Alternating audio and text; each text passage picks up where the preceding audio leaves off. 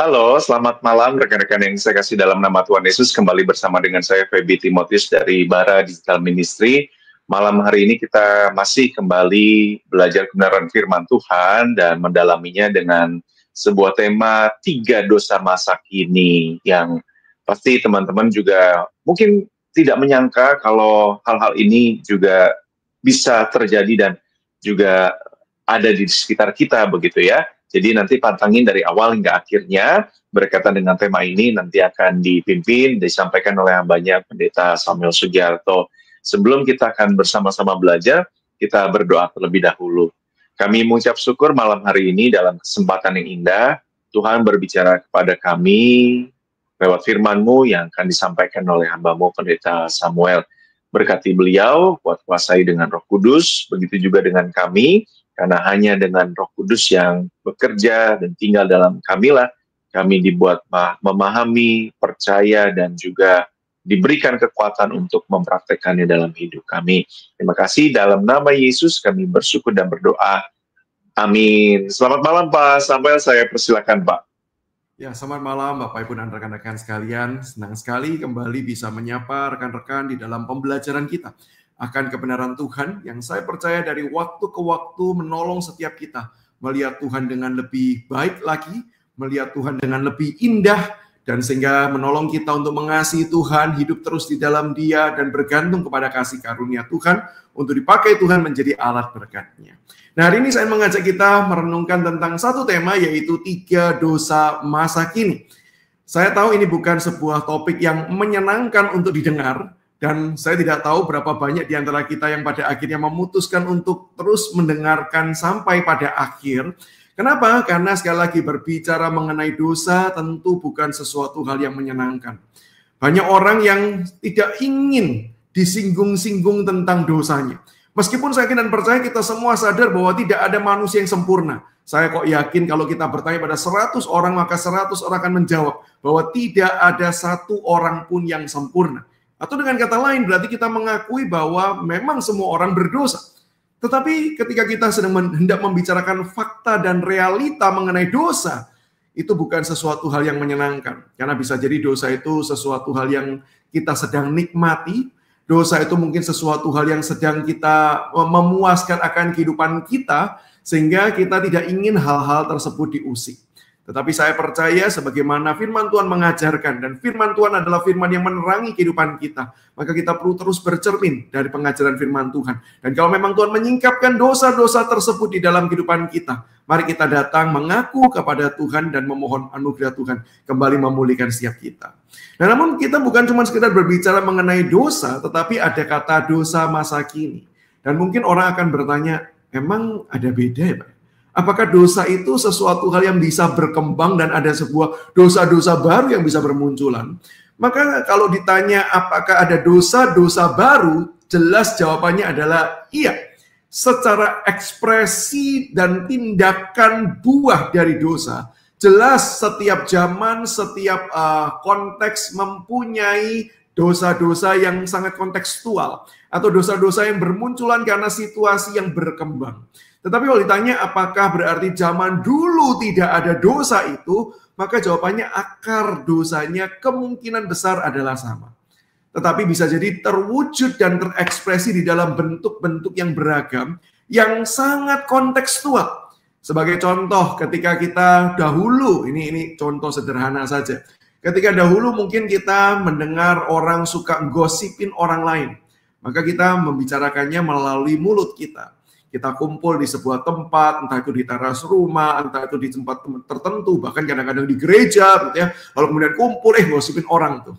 Nah, itu merupakan salah satu dosa. Karena kita sedang membicarakan kejelekan-kejelekan orang tanpa kita berupaya untuk berkontribusi menolong orang tersebut bertumbuh. Walaupun bisa jadi yang diceritakan ada kandungan benarnya. Tetapi tindakan membicarakan tanpa memberikan kasih menolong orang, itu sendiri merupakan sebuah dosa. Dan sekarang dosa seperti ini mungkin bagi banyak orang, apalagi anak muda, nggak dilakukan lagi. Tapi bukan berarti tidak ada, tetapi bentuknya saja yang berubah. Yaitu apa? Mungkin kita membicarakan melalui media sosial. Mungkin kita kita menjelek-jelekkan orang, memframing orang, bahkan istilahnya pun sekarang modern ya, memframing orang di dalam sebuah media-media tertentu, sehingga orang publik dipertunjukkan kepada salah satu sisi orang tanpa menunjukkan secara utuh, sehingga membuat orang mempunyai salah persepsi. Maka bentuknya bisa beragam dan berbeda, tapi mungkin akarnya sama. Kebencian, ketidaksukaan, dan kesenangan melihat orang lain jatuh. Itu merupakan sebuah akar dosa yang sama. Nah, hari kalau ditanya, apa yang mau dibicarakan mengenai 3 dosa masa kini? Saya yakin dosa-dosa ini mungkin adalah dosa-dosa yang bisa terjadi di dalam diri kita. Bisa jadi kita juga adalah pelakunya. Bahkan, saya juga membuka kemungkinan bisa jadi kita adalah korbannya. Maka mari kita mencoba melihat apa sih 3 dosa masa kini tersebut. Dan saya pilih 3 bukan karena cuma ada 3, ada begitu banyak. Tetapi saya ingin mengajak kita belajar satu demi satu, melihat satu bagian demi satu bagian, dengan satu tujuan kita mengoreksi kehidupan kita di hadapan Tuhan, dan memohon belas kasihan Tuhan memurnikan, menyucikan, dan menolong kita bertumbuh di dalam dosa-dosa tersebut, bisa memenangkan dosa tersebut dan bisa bertumbuh menjadi pribadi yang semakin serupa Kristus. Yang pertama saya sebut istilahnya adalah dosa mengabaikan dosa. Nah, jelas ini bukan sebuah hal yang baru, karena dosa ini terjadi di dalam setiap konteks dan setiap zaman. Setiap zaman itu sedang berupaya untuk mengabaikan dosa dengan berbagai macam cara dan jenisnya. Saya bisa memberikan beberapa catatan, misalnya beberapa bentuk pengabaian dosa. Yang pertama adalah menyembunyikan dosa. Salah satu cara untuk kita mengabaikan dosa ya ditutupi. Dengan ditutupi kita tidak melihat, maka pada waktu itu bisa jadi kemudian kita tidak merasa sedang melakukan dosa atau sedang memiliki dosa atau belum membereskan dosa. Dan bukankah itu sudah terjadi sejak dari awal kitab Kejadian. Kejadian pasal yang ketiga. Ketika manusia pada akhirnya mengikuti akan hawa nafsunya berdasarkan bujukan dari iblis yang dalam wujud ular tersebut, manusia melawan perintah Allah memakan buah yang sudah Tuhan larang. Dan ketika manusia sadar, manusia tidak lagi menjadi seperti yang Tuhan inginkan. Manusia sudah berdosa dan diwujudkan dengan cara dia melihat diri dengan cara yang berbeda. Dulu melihat ketelanjangan baik, sekarang melihat ketelanjangan merupakan sesuatu hal yang memalukan. Yang manusia lakukan adalah sembunyi. Bahkan ketika Allah itu pada akhirnya datang menjumpai, menghampiri manusia, memberikan akses kepada manusia untuk boleh datang mengaku dosa, tetapi manusia tetap sembunyi sampai Allah perlu mencari manusia tersebut. Maka bukankah ini salah satu bentuk dari zaman ke zaman orang berusaha menyembunyikan dosa? Bisa jadi kita sembunyikan secara personal dengan diri kita sendiri, bisa jadi kita tutupi dengan berbagai macam dosa-dosa yang lain, tetapi tujuannya satu. Dosa ini adalah untuk mengabaikan dosa. Dosa mengabaikan dosa merupakan sebuah dosa yang serius. Karena bisa jadi kita lama-lama ditumpulkan hati nurani kita sehingga kita tidak lagi bisa melihat kebenaran. Yang kedua, cara zaman untuk mengabaikan dosa bisa jadi adalah mengurangi nilai atau kadar dari dosa tersebut. Bisa jadi dalam poin ini orang masih menyadari bahwa bagian itu merupakan bagian yang salah dan tidak tepat. Tetapi orang bisa berpikir bahwa di dalam konteks tertentu, di dalam situasi tertentu, di dalam sebuah lingkungan tertentu, di dalam sebuah tekanan tertentu, bisa jadi orang berpikir bahwa jangan-jangan itu tidak bisa dikategorikan sebagai dosa. Untuk memudahkan kita, sederhananya kita bisa memakai contoh adalah white lies, kebohongan putih. Saya percaya kalau kata kebohongan itu berdiri sendiri, maka semua orang kalau tanya apakah bohong merupakan sebuah pelanggaran, sebuah dosa, sebuah sesuatu hal yang tidak tepat, maka kita akan bisa dengan cepat berkata, ya. Tetapi ketika sudah ditambah kata bohong putih, white lies, diceritakan dengan sebuah situasi tertentu, konteks tertentu, maka orang-orang tertentu akan berkata, dalam situasi itu rasanya bohong itu nggak bisa dikategorikan dosa. Mungkin sebagian orang akan berkata gini, mungkin itu bukan tindakan yang rasanya paling tinggi moralitasnya. Tapi kalau itu dikatakan dan dikategorikan, dimasukkan dalam satu kotak yang disebut dosa, kok rasanya juga nggak bisa ya. Sehingga dengan cara-cara seperti ini, orang mulai mencoba menormalisasi dosa. Sesuatu hal yang sebenarnya buruk, sebenarnya jahat, sebenarnya merupakan wujud dari pemberontakan manusia terhadap Allah. Bahkan bisa dikatakan juga wujud ketidakpercayaan manusia terhadap kedaulatan Tuhan. Itu dikemas, dibungkus, dan dibahasakan sebagai sesuatu hal yang bukan dosa, sesuatu hal yang bisa dikategorikan normal dan wajar, meskipun bagi sebagian orang, mereka tidak bisa mengkategorikan itu sebagai golongan yang sangat baik. Mungkin cukup baik, tetapi tidak sangat baik. Sehingga ini merupakan sebenarnya salah satu cara zaman untuk mengabaikan dosa. Dan cara yang ketiga, mungkin ini merupakan kondisi yang terjadi masa kini, yaitu adalah mengubah wajah dosa. Jadi, dosa itu sekarang sedang diperbaiki demikian rupa, sehingga dosa itu tidak lagi terlihat buruk. Salah satu contohnya adalah istilah dosa ini pun sebenarnya sudah coba untuk diperdebatkan.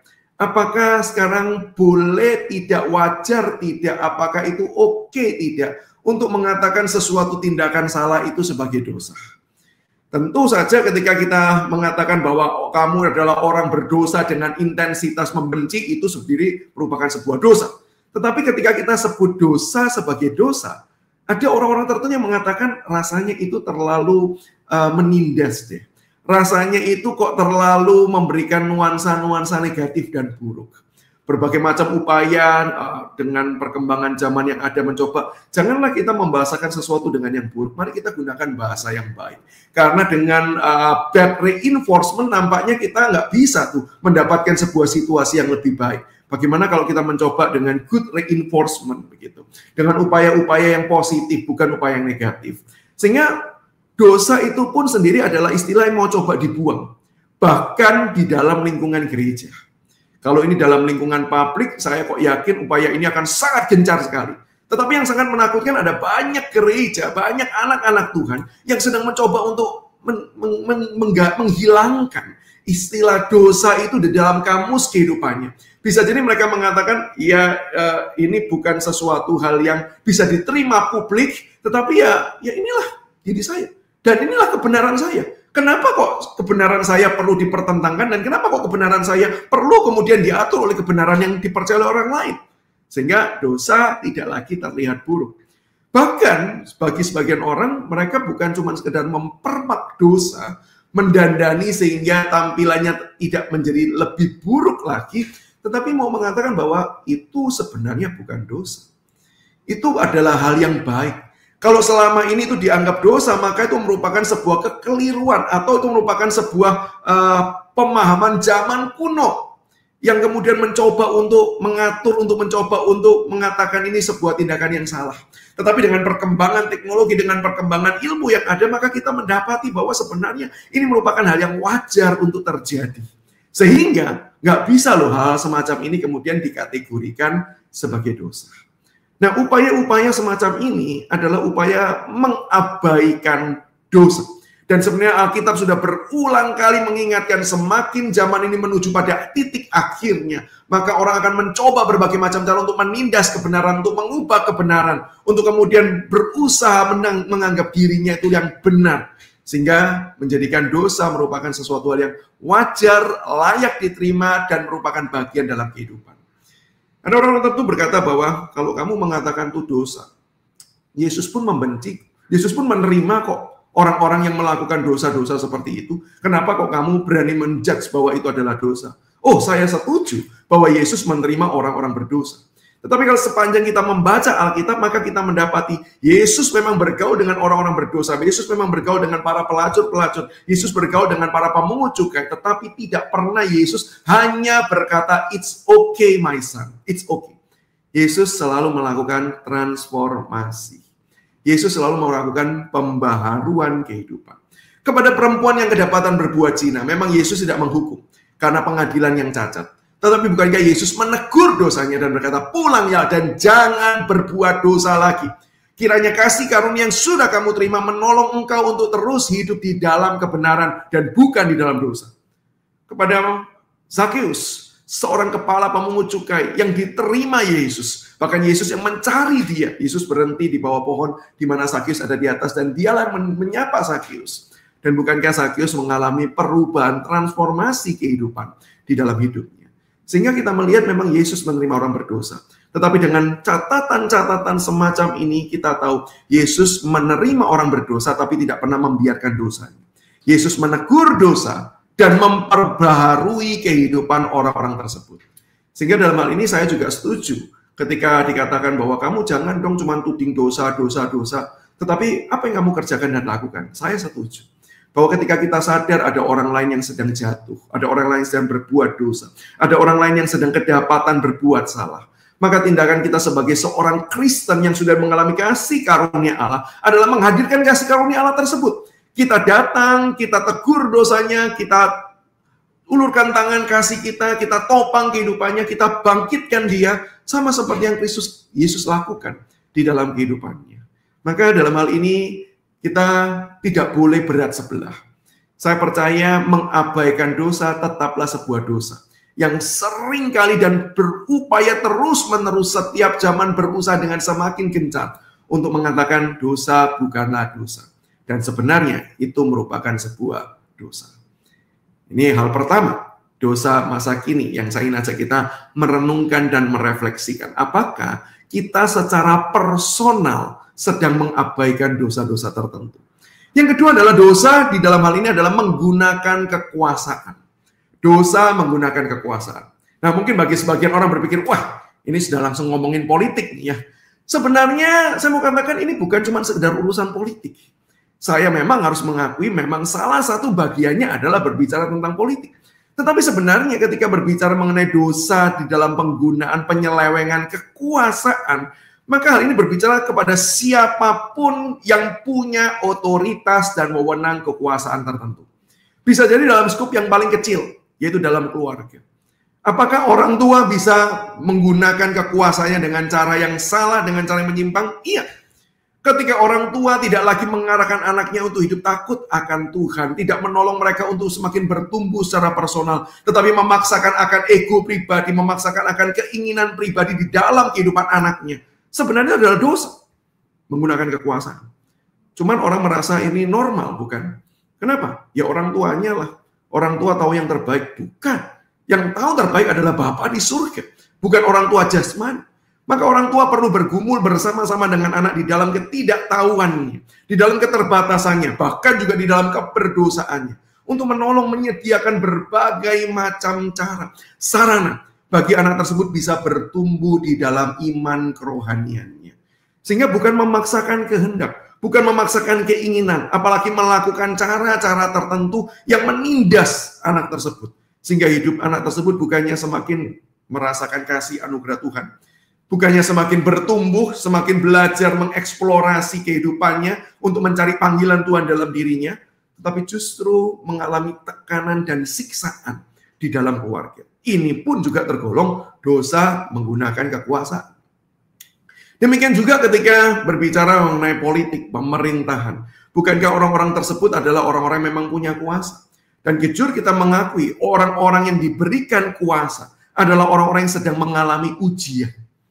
Maka ketika orang tersebut adalah orang yang hidupnya takut akan Tuhan, anugerah Allah itu menopang kehidupannya, maka dia bisa menggunakan kekuasaannya dengan bajik, dengan bijak, dan kemudian dengan baik untuk menolong banyak orang merasakan akan kasih dan kebaikan Tuhan. Tetapi jujur harus kita akui, ada begitu banyak orang, termasuk orang Kristen, ketika sudah mendapatkan kekuasaan, justru menggunakan kekuasaan untuk menindas, untuk kemudian mendapatkan keuntungan, untuk mendapatkan berbagai macam hal yang menyenangkan diri sendiri, bukan untuk mengerjakan pekerjaan Allah di dalam segala kuasa dan wewenang yang Tuhan sudah berikan. Dan ini sebenarnya bukan cuma sedang berbicara mengenai pemerintahan sekuler, tetapi bahkan juga terjadi di dalam lingkup gereja atau institusi Kristen. Ada orang-orang tertentu, ada hamba-hamba Tuhan tertentu, ada kelompok-kelompok tertentu yang kemudian menggunakan wewenang dan kuasa yang diberikan oleh jemaat, diberikan oleh orang-orang percaya kepada mereka sebagai pimpinan-pimpinan rohani, tetapi justru menggunakannya dengan cara yang menyimpang dan keliru. Salah salah satu hal yang menarik Bapak Ibu dan rekan-rekan, penggunaan wewenang dalam lingkup kekristenan atau dalam lingkup dunia rohani itu penyimpangannya bisa dikategorikan sebagai spiritual abuse. Ada istilah yang sekarang sedang dipopulerkan yaitu adalah spiritual abuse, yaitu sebuah penindasan, sebuah abusive bullying yang dikerjakan dan dilakukan dengan menggunakan alat-alat spiritual. Dan biasanya orang-orang yang menggunakan hal seperti ini adalah orang-orang yang punya kuasa, otoritas tertentu atau wewenang tertentu. Izinkan saya menggunakan dalam contoh yang paling sederhana. Ada seseorang laki-laki berusaha mendekati perempuan dan dua-duanya adalah orang Kristen. Lalu sang laki-laki ketika mendekati perempuan dia pakai cara seperti ini. Orang laki-laki ini orang tokoh rohani ya. Dia mendekati perempuan dan berkata begini, Tuhan itu berbicara kepada saya. Saya sudah doakan, saya sudah puasakan, dan Tuhan itu memberikan tanda yang jelas bahwa kamu itu adalah pasangan hidup saya. Diberikan berbagai macam argumen, berbagai macam tanda-tanda yang dia tunjukkan untuk menunjukkan bahwa apa yang dia katakan, bahwa Tuhan berbicara kepada dia bahwa perempuan ini adalah pasangan hidupnya itu adalah benar.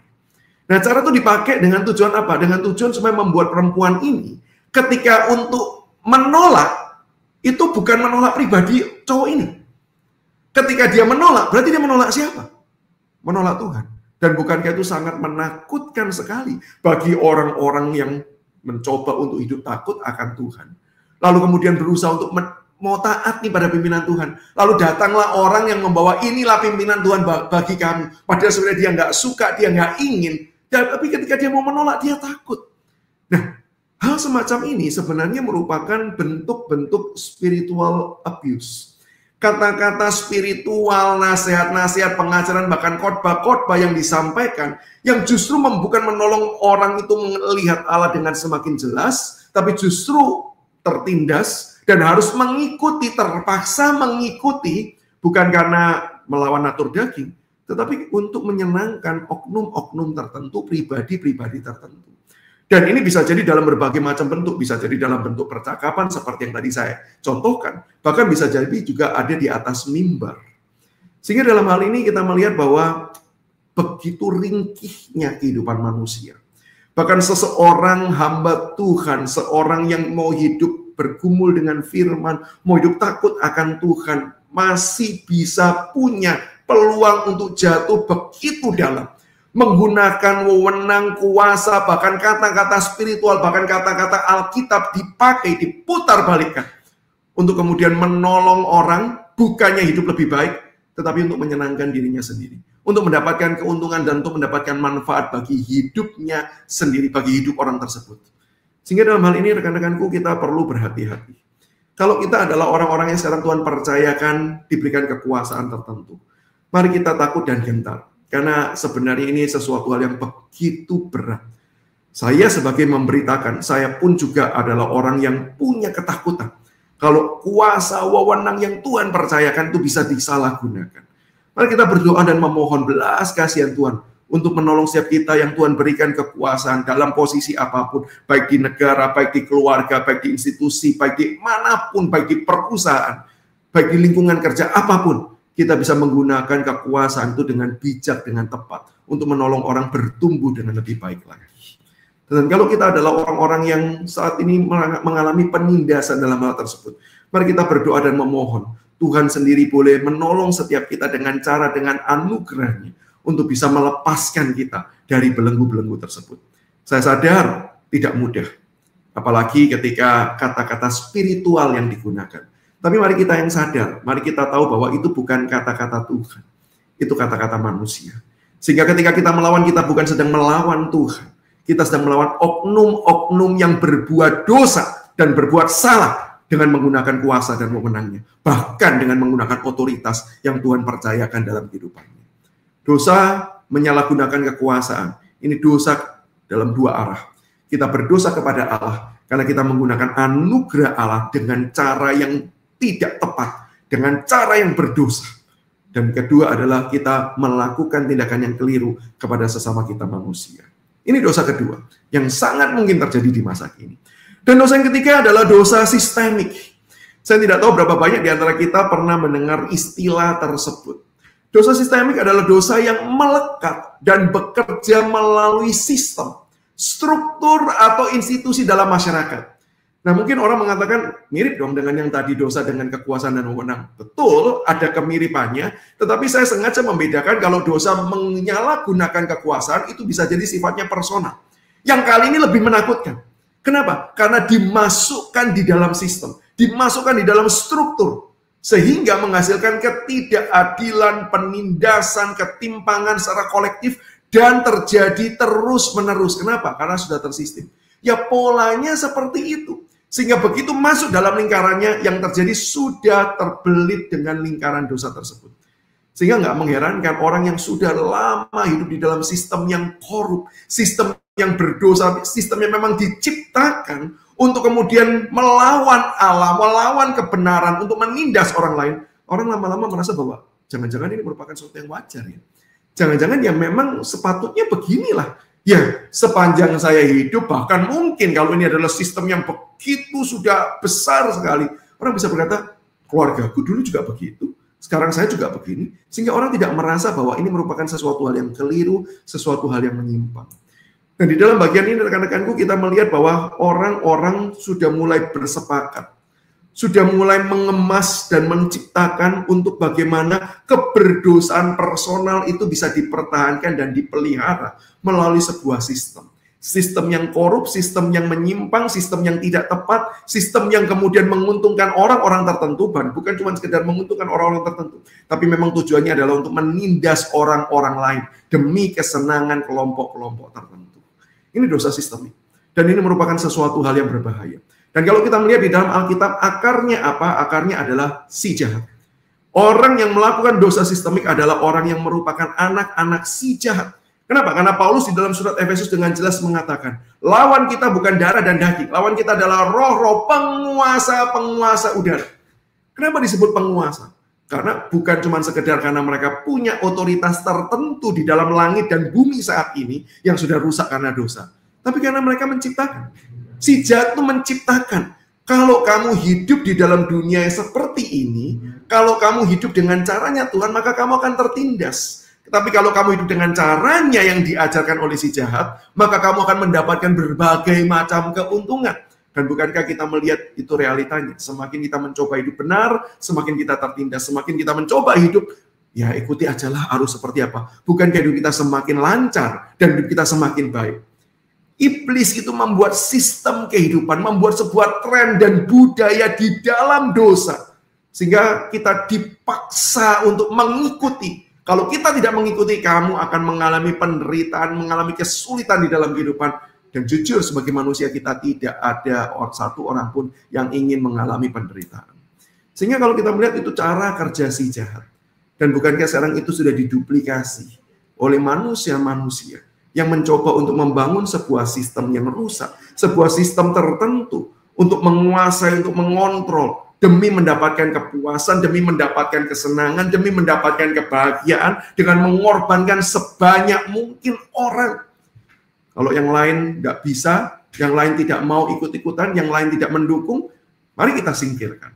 Sistem-sistem korup inilah yang kemudian diciptakan di dalam dunia yang korup ini untuk menolong orang jahat semakin menjadi lebih jahat, dan menolong orang yang mencoba hidup benar, hidup menegakkan keadilan, kasih setia, cinta kasih adalah orang-orang yang menderita. Dan bukankah ini tanda-tanda yang kita lihat ada di sekeliling kita? Maka kalau kita melihat hal seperti ini, rekan-rekanku, saya percaya kita menyadari bahwa setiap kita adalah pelaku, dan kita bisa jadi juga adalah korban. Dosa itu begitu menjerat kita, sehingga kita tidak bisa untuk dengan mudah bisa imun dari dosa. Sehingga di dalam hal ini, dengan kesadaran ini, dengan melihat semua hal ini, kita sadar, kita butuh kasih karunia, kita butuh anugerah dari Tuhan untuk menolong setiap kita, untuk memurnikan hati dan pikiran kita, untuk membuat kita hidup di hadapan Tuhan, dan untuk mengoreksi diri kita terus-menerus, sehingga kita boleh kemudian terus bertanya, apakah Dari hari demi hari saya semakin hidup benar di hadapan Tuhan. Apakah saya semakin setia di hadapan Tuhan? Apakah saya semakin menegakkan kebenaran dan keadilan Tuhan atau tidak? Mari kita terus hidup memohon belas kasihan Tuhan. Yang kadangkala kita sudah menyadari bahwa itu dosa yang kita kerjakan. Mari kita memohon hikmat dan anugerah Tuhan untuk mencelikkan kita.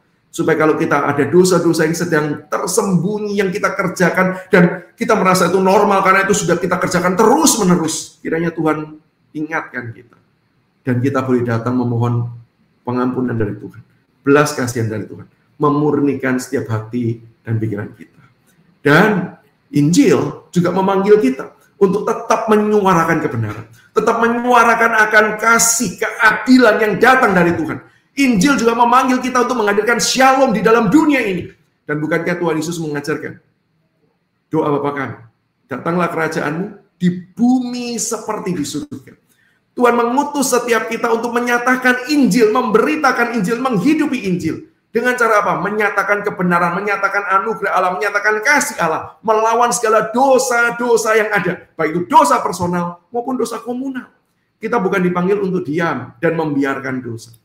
Sekali lagi, membiarkan dosa merupakan tindakan dosa. Tapi kita dipanggil untuk menyuarakan suara kenabian, suara Allah, untuk kemudian bisa berdiri mewakili Allah, untuk boleh memberikan anugerah, memberikan kasih, menyatakan kebenaran, menyatakan pengampunan Allah, merestorasi akan dunia ini menjadi kerajaan Allah yang hadir nyata di sekeliling kita. Kiranya Tuhan berbelas kasihan bagi setiap kita. Saya percaya ini mungkin mudah untuk didengarkan, tetapi tidak mudah untuk dihidupi. Mari kita mohon belas kasihan Tuhan yang menolong setiap kita. Tuhan memberkati kita sekalian. Baik. Terima kasih Pak Samuel buat kebenaran firman Tuhan yang juga menolong kita semua ya, teman-teman dimanapun berada saat ini, para pendengar dan juga mungkin yang menonton rekaman ini nanti. Tapi menarik Pak, kalau tiga hal ini memang kadang-kadang pembahasannya kurang, tapi dalam prakteknya itu terjadi begitu dilakukan, sehingga kita kembali mendengungkan bahwa kebenaran harus dinyatakan, membawa shalom bagi Indonesia, bagi sekitar kita.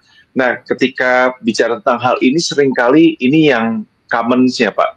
Ketika terkait dosa, nah apakah ada atau dikategorikan ada dosa kecil atau dosa besar, dan apakah semakin banyak dilakukan oleh orang, semakin dosa itu jadi besar secara, tadi kalau secara komunal dilakukan Pak? Ya, tentu saja saya perlu memberikan beberapa penekanan berikut ini. Yang pertama, dosa tetaplah dosa. Dosa mau dikategorikan kecil, mau dikategorikan besar, sebenarnya esensi dosa tetaplah pemberontakan terhadap Allah. Sehingga sebenarnya secara esensi, dosa walaupun bagi mata orang itu kecil, tetap sesuatu hal yang melawan Allah. Dan ini merupakan penghujatan terhadap Allah. Sehingga secara esensi saya percaya tidak ada dosa besar, tidak ada dosa kecil. Dosa tetaplah dosa. Dosa mau berbohong kepada orang tua, dan dosa berbohong di pengadilan, dosa tetaplah dosa. Dosa mau mencuri 500 rupiah, dan dosa mau mencuri 5 miliar rupiah, dosa tetaplah dosa. Tidak berbeda secara esensi. Tetapi kalau ditanya, apakah secara dampak berbeda? Oh, jelas sangat berbeda. Dosa yang dilakukan personal dan dosa yang dilakukan komunal jelas secara dampak akan berbeda. Dan di dalam kategori itu saya setuju untuk kita membedakan antara dosa yang berdampak kecil dan dosa yang berdampak besar. Dosa-dosa yang berdampak kecil, ketika bedanya apa sih? Kenapa kok perlu dibedakan dampaknya ini? Selain berbicara mengenai skup dampaknya, yang kedua adalah ketika kita berupaya untuk menegakkan keadilan, menghukum dosa, maka tentu kita nggak bisa dong dosa yang skupnya kecil dan dosa yang skupnya besar kita sama ratakan. Tentu di dalam hal penegakan kebenaran, dalam hal menghukum dosa, dalam hal ini bukan dosa yang dihukum ya, tapi menghukum para pelaku-pelaku, pembuat-pembuat dosa, maka kita perlu memperhatikan dampak yang dihasilkan besar atau kecil. Tetapi secara esensi, bukankah semua dosa perlu dihukum? Maka dosa kecil, dosa besar tetap perlu dihukum. Tetapi berbicara mengenai hukumnya seperti apa, kita perlu memperhatikan akan bagaimana luasan, resiko yang dihasilkan dari dosa-dosa tersebut. Maka saya percaya bahwa orang yang melakukan dosa itu pribadi, tetap itu menjijikkan di mata Allah, seperti contohnya dosa kesombongan. Apakah dosa kesombongan adalah sesuatu yang mengerikan? Alkitab berkata seperti itu. Dosa yang dibenci Tuhan, salah satunya ditulis, bahkan seingat saya yang ditulis pertama adalah mata sombong. Jadi kesombongan merupakan sesuatu yang sangat dibenci. Tapi seringkali kan tidak kasat mata, tidak terlihat. Dan seringkali dilakukan personal. Saya kok rasanya susah ya memberikan contoh kesombongan yang komunal ya. Kalau menyombongkan institusi atau menyombongkan ini mungkin bisa, tapi kalau kesombongan yang dirame-ramekan kok rasanya susah ya. Saya tidak tahu, bisa jadi saya belum menemukan contohnya sekarang. Tapi itu contoh dosa personal. Tapi dosa komunal, tentu saja ini dosa yang berdampak yang jauh lebih besar. Dampaknya lebih serius. Bukan cuma sekedar satu orang yang melakukan kepada orang-orang tertentu, tetapi orang ini akan berdampak pada masyarakat yang lebih luas. Dampaknya bisa jadi lebih utuh. Kalau sekedar sombong bisa jadi merugikan kepada diri sendiri. Kalau berbohong bisa jadi merugikan orang yang dibohongi. Tetapi kalau ini menjadi sebuah sistem, bayangkan membohongi pajak, misalnya kita sebut seperti itu. Maka bukankah yang dirugikan sebenarnya bukan rugi pada satu dua orang tertentu, tapi orang-orang yang harusnya menerima hak dari pembayaran pajak tersebut, bukankah itu yang dirugikan? Maka di dalam hal ini kita jelas perlu melihat dengan kacamata yang lebih tepat. Esensi dosa tetaplah dosa. Apapun jenis dosa tetap dosa di mata Tuhan. Tetapi memang dampaknya, ada yang memberikan dampak yang lebih kecil, ada yang memberikan dampak lebih besar. Dan kita perlu menegakkan kebenaran dan keadilan, menegur setiap dosa, tidak peduli dosa apapun.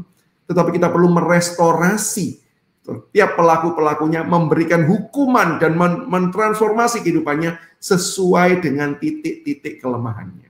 Nah, kira-kira itu, Pak. Baik, terima kasih Pak Samuel. Nah, ini tadi ada pernyataan Bapak yang bilang kita nggak boleh membiarkan dosa begitu ya. Kita perlu ya ada konsekuensi dari perbuatan yang dilakukan dan tanggung jawabnya. Tapi kalau dalam konteks itu Pak, apakah memang itu jadi bagian tugas kita? Karena kok terkesannya Tuhan tuh membiarkan dosa-dosa semacam ini tuh semakin merajalela begitu Pak. Sehingga kalau saya ambil contoh misalnya kalau dalam kisah Nuh gitu ya, ya sudah habis semua lalu dimulai lagi, kan itu jadi lebih simpel daripada kayaknya kok terkesan semakin lama semakin banyak hal yang dibiarkan atau ya jadi terkesannya membiarkan itu Pak. Ya, jujur memang kesan itu tidak bisa diabaikan. Saya sendiri juga melihat kenapa ya sometimes ketika berdoa untuk situasi tertentu, ketika mendengar jemaat, konseling, mendengar orang datang, kemudian menceritakan pergumulan yang diakibatkan dosa-dosa orang lain, sometimes saya juga bertanya-tanya kenapa ya kok Tuhan itu membiarkan.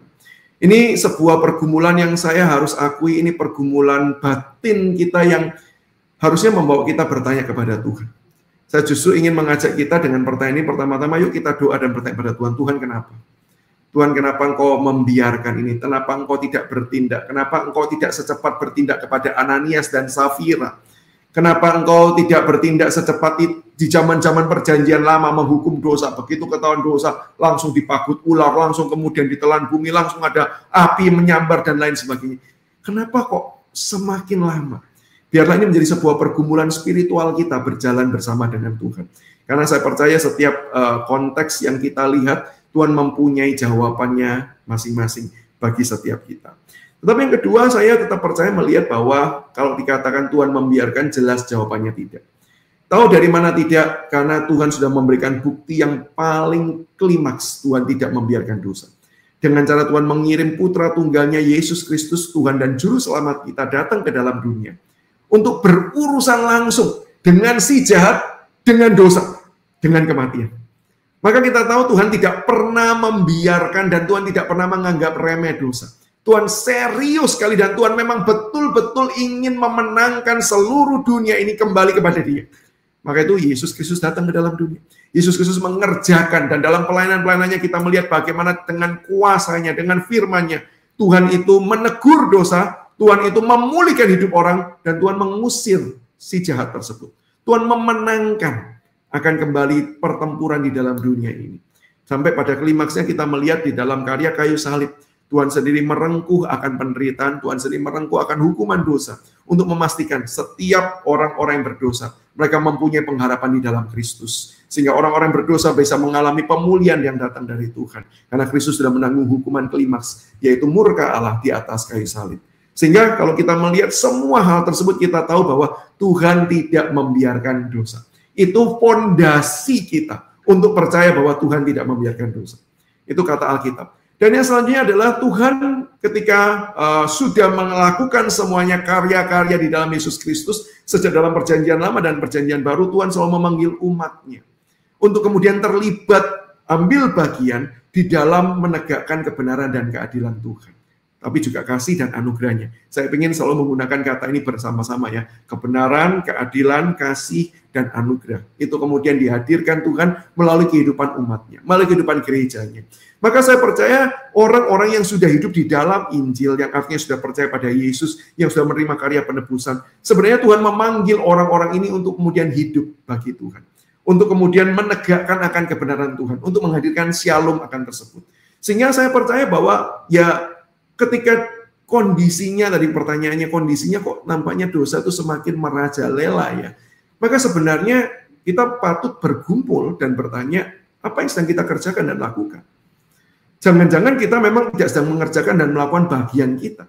Jangan-jangan sebenarnya ketika kita mengatakan, kenapa dosa merajalela? Mungkin kita adalah korban.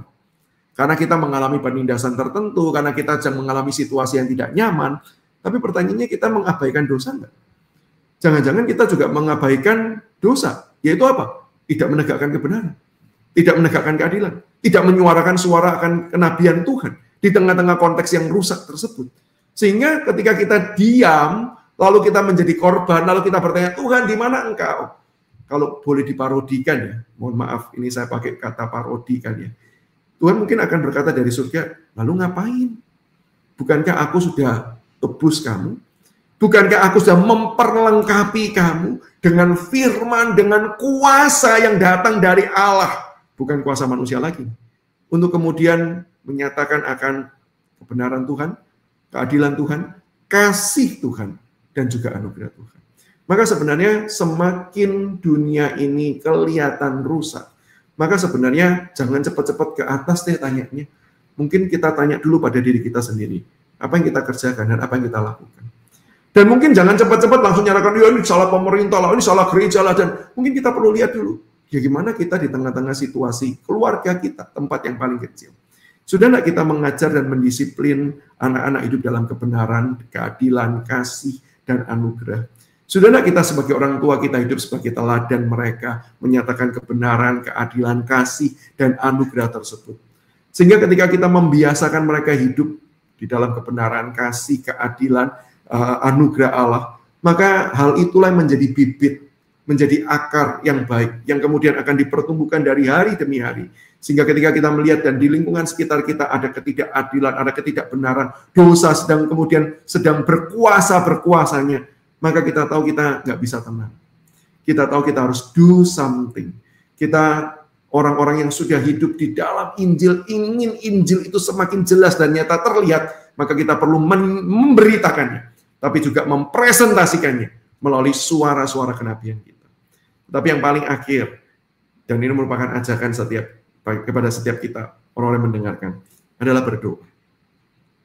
Bagi sebagian orang mungkin klise banget ya, doa. Doa itu kan berarti kita berkata, Tuhan karepmu lah, kamu yang ngurus. Ya kalau pemahaman kita seperti itu, berarti pemahaman kita yang tentang doa yang salah. Doa itu adalah tanda ketika kita datang mengaku di hadapan Tuhan dan berkata, Tuhan, tolong kami.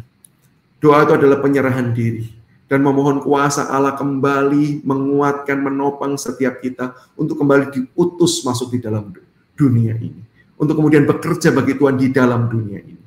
Mari kita kembali di dalam doa. Mari kita membawa pergumulan-pergumulan ini di dalam doa. Memohon Tuhan betul-betul, bukan cuman menyatakan dengan caranya yang supranatural, tetapi Tuhan memakai setiap kita sebagai alat kebenaran, keadilan, kasih, dan anugerah di tengah-tengah dunia ini. Mari kita berdoa. Doa bukan cuma komplain dan mengatakan Tuhan makin besar masalahnya. Tapi doa juga berkata, Tuhan, pakailah aku, hidupku menjadi alat berkat.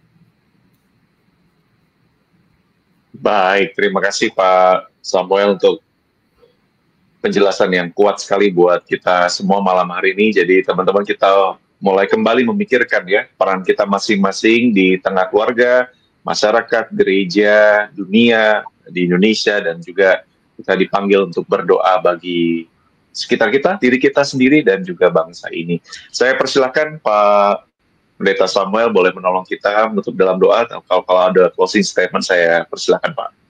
Ya, kita doa saja ya, memohon Tuhan berbelas kasihan bagi diri kita, keluarga kita, masyarakat kita, bangsa negara kita, termasuk bagi dunia ini. Mari kita berdoa. Bapa di surga, kami kembali datang bersyukur karena kami tahu Tuhan tidak pernah tinggal diam di tengah-tengah dunia yang rusak karena dosa. Tuhan tidak pernah membiarkan dosa, tetapi Tuhan menyelesaikan dosa. Tuhan sudah membuktikan dengan jelas melalui karya Yesus Kristus di atas kayu salib, mati dan bangkit, menebus hidup setiap manusia yang berdosa. Menyatakan kemenangan Allah akan kuasa si jahat, termasuk juga kuasa dosa, termasuk juga kuasa kematian. Sehingga kami tahu di dalam Injil-Mu kami punya pengharapan dan kekuatan yang teguh untuk kami terus hidup di dalam kebenaran, dalam keadilan, dalam kasih dan anugerah Tuhan. Kami bersyukur Tuhan untuk pengharapan yang begitu besar, yang jauh melampaui dari segala pergumulan kehidupan manusia. Kami bersyukur untuk semua hal tersebut. Sekaligus saat ini Tuhan kami datang dan memohon belas kasihan Tuhan kepada setiap kami, orang-orang percaya, anak-anak-Mu yang sudah Engkau tebus dengan darah yang mahal tersebut. Tuhan, kami kalau sudah merasakan segala kasih, kebaikan, anugerah Allah, Tuhan biarlah kami tidak boleh hidup diam saja. Tapi Tuhan, pakailah kami untuk menjadi alat berkat-Mu. Pakailah kami untuk menyatakan akan suara kebenaran-Mu, keadilan-Mu, untuk menyatakan apa yang menjadi keinginan-Mu terhadap dunia yang Kau ciptakan dengan begitu indah ini. Supaya dunia ini kembali bagi Engkau. Dunia ini kembali memuliakan Engkau. Tuhan, tolonglah kami. Tuhan, tolong. Tapi kami sadar Tuhan, kalau kami disuruh mengerjakan semua ini dengan kekuatan kami tidak mampu. Kami tidak berdaya. Kami bukanlah orang yang punya kuasa yang hebat. Kami bukanlah orang dengan wibawa yang luar biasa. Kami adalah orang-orang yang sangat terbatas. Bahkan kami jujur harus mengakui kami pun adalah orang-orang yang juga bergumul dengan dosa-dosa kami. Sehingga Tuhan, siapakah kami sehingga kami bisa melakukan pekerjaan yang besar ini. Kami mohon Tuhan, penyucian, anugerah Allah, transformasi kehidupan Kau hadirkan bagi setiap kami. Supaya kami bukan cuma bisa hidup benar di hadapan Tuhan secara personal, tapi kami juga boleh hidup benar bagi sesama kami, hidup benar memuliakan Tuhan bagi lingkungan kami, karena kuat kuasa Tuhan yang bekerja di dalam kami dan melalui kami. Ini doa kami Tuhan, ini penyerahan hidup kami. Di dalam Yesus Kristus kami berdoa. Amin. Amin. Terima kasih untuk Pendeta Samuel yang sudah menjadi saluran berkat buat kita semua. Terima kasih buat atensi dan kebersamaan rekan-rekan. Jangan lupa terus dukung pelayanan ini dengan cara subscribe dan juga sebarluaskan video pembelajaran dari Bara. Saya Feby bersama dengan Pendeta Samuel dan juga kerabat yang melayani di balik layar kami undur diri. Tuhan berkati kita semua. Amin.